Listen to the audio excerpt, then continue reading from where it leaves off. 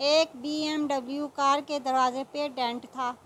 اس کے مالک نے ڈینٹ والا دروازہ کبھی مرمت نہیں کرایا۔ کوئی پوچھتا تو وہ بس یہی کہتا، زندگی کی دوڑ میں اتنا تیز نہیں چلنا چاہیے کہ کسی کو اینٹ مار کر گاڑی روکنی پڑے۔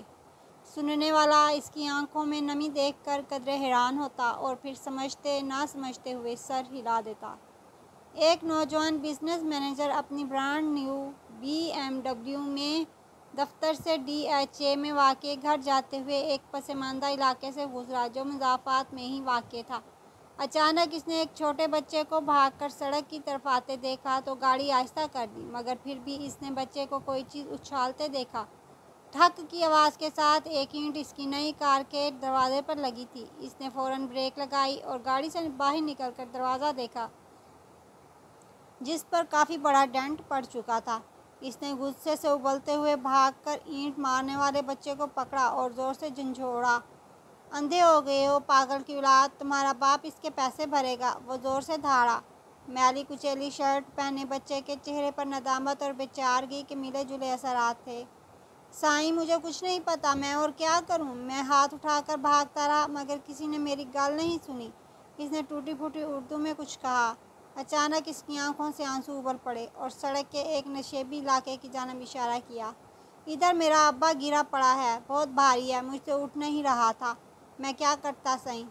بزنس ایگزیکٹو کے چہرے پر ایک حیرانی آئی اور وہ بچے کے ساتھ ساتھ نشیبی علاقے کی طرف بڑھا تو دیکھا ایک معذور شخص اوندے منہ مٹی میں پڑا ہوا تھا اور ساتھ ہی ایک وہیل چیئر گری پڑی تھی۔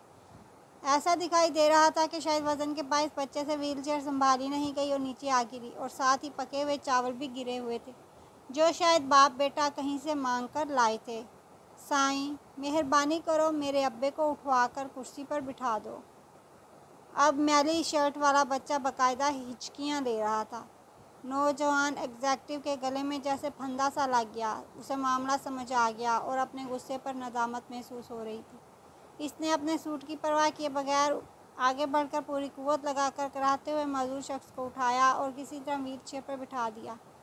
بچے کے باپ کی حالت غیر تھی اور چہرہ خراشوں سے بھرا پڑا تھا۔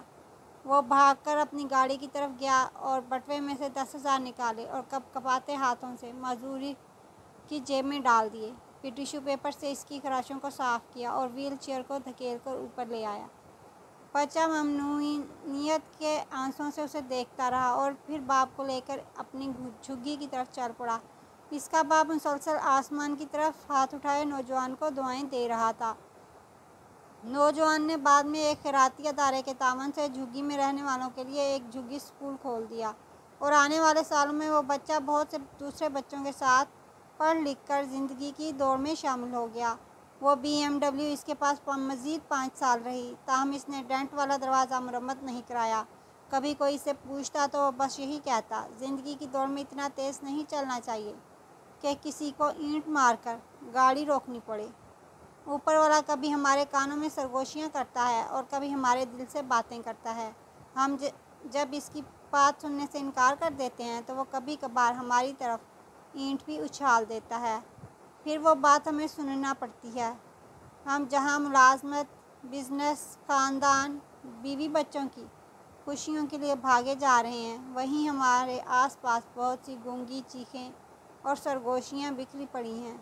اچھا ہو کہ ہم اپنے ارد گرد کی سرگوشیاں سن لیں تاکہ ہم پر اینٹ اچھالنے کی نوبت نہ آئے۔